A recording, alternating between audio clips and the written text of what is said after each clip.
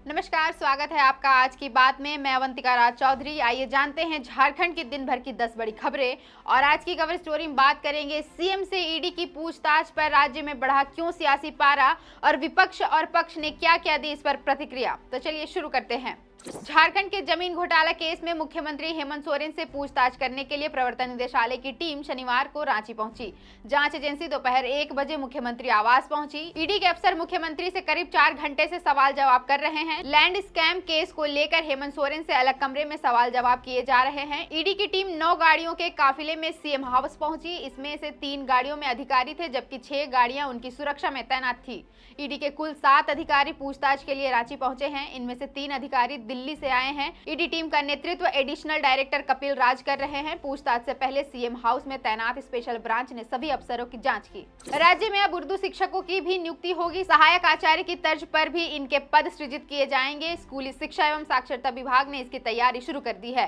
राज्य सरकार ने प्रारंभिक स्कूलों में उर्दू शिक्षकों के वर्तमान में स्वीकृत कुल पदों में उन पदों को सहायक आचार्यों के वेतनमान में परिवर्तित करने का निर्णय लिया है जो फिलहाल रिक्त हैं। प्रारंभिक विद्यालयों में उर्दू शिक्षकों की कुल 4,401 पद स्वीकृत हैं, जिनमें वर्तमान में इंटर प्रशिक्षित उर्दू के 730 सहायक शिक्षक ही नियुक्त हैं और कार्यरत हैं। राज्य सरकार ने अब इंटर प्रशिक्षित उर्दू शिक्षकों के पदों को डाइंग पोस्ट घोषित करते हुए रिक्त पदों पर नियुक्ति नहीं करने का निर्णय लिया है।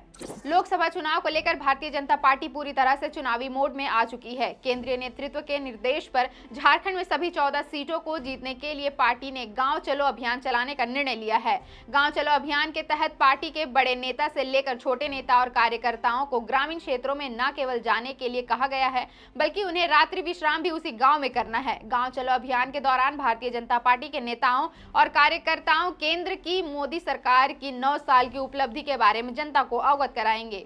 मुख्यमंत्री हेमंत सोरेन से पूछताछ करने के लिए प्रवर्तन निदेशालय की टीम शनिवार को कांके रोड स्थित सीएम आवास पहुंच चुकी है। इसी दौरान सीएम आवास में 8 गाड़ियों में सवार सैकड़ों की संख्या में सीआरपीएफ के जवान सीएम आवास पहुंचे हैं। बताया जा रहा है कि केंद्रीय गृह मंत्रालय के निर्देश पर सीआरपीएफ जवानों को सीएम आवास के पास तैनात किया गया है। गौरतलब है कि ईडी टीम 1 बजे सीएम आवास में घुसी। सीएम आवास में जाने से पहले गेट पर स्पेशल ब्रांच की पुलिसकर्मियों के पास ईडी के अधिकारियों की जो सूची थी उससे मिलान किया गया। इसके बाद से पूछताछ शुरू कर दी गई। इसी बीच सीएम के समर्थन में आत्मदाह की चेतावनी देने वाला युवक गढ़वा से रांची पहुंचा, जिसे पुलिस के जवानों ने हिरासत में लेते हुए अरगोड़ा थाना को सौंप दिया है। राजधानी रांची में आज गाड़ियां रेंग रही थी। मुख्यमंत्री हेमंत सोरेन से पूछताछ के लिए ईडी सीएम आवास पहुंची। हालांकि सुरक्षा व्यवस्था को मद्देनजर पुलिस बल की भारी मात्रा में तैनाती की गई थी, लेकिन विभिन्न चौक चौराहों पर जाम की स्थिति बनी रही। शहर के सभी चौक चौराहों पर गाड़ियों की लंबी कतार थी और जिससे लोगों को काफी परेशानी हुई। राजधानी रांची के रातू रोड चौक, करमटोली चौक, अरगोड़ा चौक, हॉटलिप्स चौक, रणधीर वर्मा चौक, किशोरगंज चौक, बरियातू रोड में लंबा जाम लगा रहा। रांची स्थित राष्ट्रीय जनता दल के प्रदेश कार्यालय में आज आयोजित राज्य कार्यकारिणी की बैठक में राष्ट्रीय महासचिव भोला यादव, झारखंड प्रभारी सह पूर्व केंद्रीय मंत्री जयप्रकाश नारायण यादव, चतरा लोकसभा के पूर्व प्रत्याशी सुभाष यादव, बिहार सरकार के पूर्व मंत्री श्याम रजक, प्रदेश अध्यक्ष संजय सिंह यादव के साथ राज्य के श्रम मंत्री सत्यानंद भोक्ता शामिल हुए। बैठक में आगामी लोकसभा चुनाव व विधानसभा चुनाव को लेकर विचार विमर्श किए गए, साथ ही चुनाव की तैयारियों की समीक्षा की गई। अयोध्या में 22 जनवरी को रामलला की प्राण प्रतिष्ठा को लेकर झारखंड के विभिन्न जिलों में भी कई तरह के कार्यक्रम हो रहे हैं। इसके मद्देनजर राज्य भर में 3500 अतिरिक्त फोर्स की तैनाती की जा रही है। संवेदनशील इलाकों में सुरक्षा के दृष्टिकोण से अधिक संख्या में लाठी बल के अलावा सशस्त्र बलों की भी तैनाती की गई है। वहीं सामान्य इलाकों में लाठी बल की तैनाती की गई है। झिरी डंपिंग यार्ड के कचरे को संधारण करने का प्लांट बनकर तैयार हो गया है। आज सांसद संजय सेठ ने उपरोक्त प्लांट का निरीक्षण किया, अधिकारियों से इसकी जानकारी ली। विदित हो कि सांसद संजय सेठ ने रांची शहर को कचरा से मुक्ति दिलाने के लिए काम करने की बात सांसद बनने के बाद की थी। उसके आलोक में उन्होंने केंद्र सरकार से बात की और गेल इंडिया के द्वारा रांची के झिरी डंपिंग यार्ड में 300 टन के कचरा संधारण प्लांट का प्रस्ताव रखा। सांसद के इस प्रस्ताव पर गेल इंडिया ने अपनी सहमति दी और स्वच्छ भारत मिशन के तहत इस पर कार्य भी शुरू हो गया। 25-25 करोड़ रुपए की लागत से यहाँ 150 टन के 2 प्लांट तैयार हुए हैं। आज निरीक्षण के क्रम में अधिकारियों ने बताया कि 150 टन का एक प्लांट पूरी तरह से तैयार हो चुका है, जो फरवरी अंतिम सप्ताह या मार्च प्रथम सप्ताह में काम करने लगेगा। विधानसभा स्पीकर व नाला विधायक रविंद्रनाथ महतो के निर्वाचन के खिलाफ दायर याचिका को हाईकोर्ट ने सुनवाई योग्य बताया है। जस्टिस संजय प्रसाद की अदालत ने याचिका की वैधता को चुनौती देने वाली याचिका खारिज करते हुए 23 जनवरी से सुनवाई निर्धारित की। पूर्व में याचिका की वैधता पर सुनवाई पूरी करने के बाद अदालत ने फैसला सुरक्षित रख लिया था। रविन्द्रनाथ महतो के निर्वाचन को संतोष हेम्ब्रम ने चुनौती दी है। महतो पर चुनाव में भ्रष्ट आचरण करने के आरोप लगाते हुए उनका निर्वाचन रद्द करने का आग्रह अदालत से किया गया है।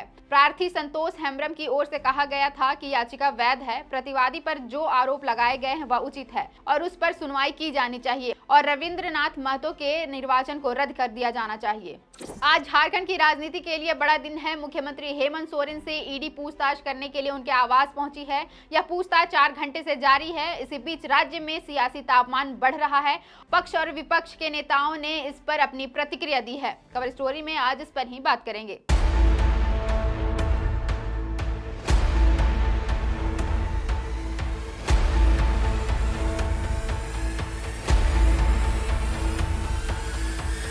मुख्यमंत्री को 8 समन देने के बाद जब सीएम ईडी कार्यालय नहीं पहुंचे, तब ईडी की टीम खुद ही सीएम आवास पर पूछताछ के लिए पहुंची।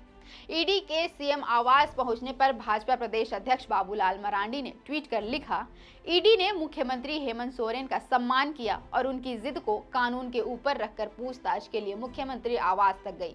इस प्रकार की सुविधा झारखंड पुलिस द्वारा पाकुड़िया के सुदूरवर्ती गांवों के झोपड़ी में रहने वाले गरीब आदिवासी चुड़का सोरेन जैसी अभियुक्तों को भी मिलना चाहिए।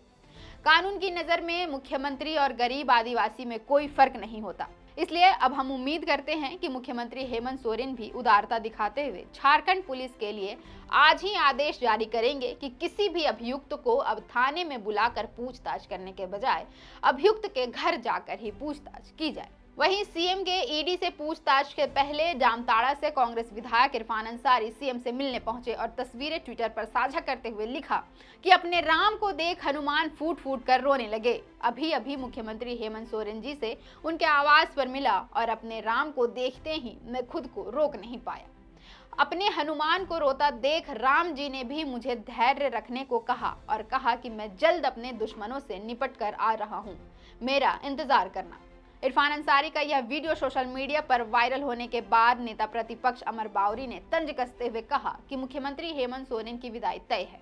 उन्होंने इसे टालने का बहुत प्रयास किया, लेकिन देर सवेर उनकी विदाई तय है। संभवतः विधायक इरफान अंसारी भी इस बात को जानते हैं, इसलिए वह भावुक होकर मुख्यमंत्री से लिपटकर रो पड़े। अमर बावरी ने कहा कि मुख्यमंत्री की विदाई तय है जानकर ही इरफान अंसारी रो रहे हैं। विदाई में रोना तो बनता है।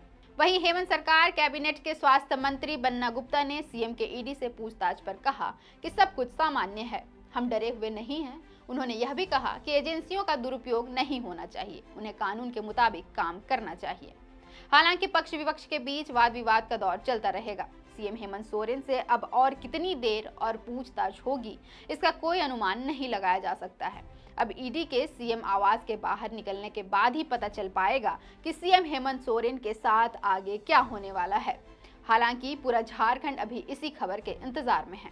आगे की अपडेट्स के लिए जुड़े रहे हमारे साथ, देखते रहें thefourthpillar.news। अगर आप चाहते हैं कि हमारे वीडियोस का नोटिफिकेशन आपको बिना देरी के मिलता रहे, तो आप इस चैनल को फॉलो और सब्सक्राइब जरूर कर लें। बाकी आप हमारे काम को लेकर कोई सुझाव हमें देना चाहते हो तो कमेंट बॉक्स में आप सादर आमंत्रित हैं। इसके अलावा हमारे वीडियोस आपको अलग अलग ठिकानों जैसे फेसबुक, इंस्टाग्राम, ट्विटर पर भी देखने को मिलेंगे, जिसके लिंक डिस्क्रिप्शन में डाल दिए गए हैं। शुक्रिया।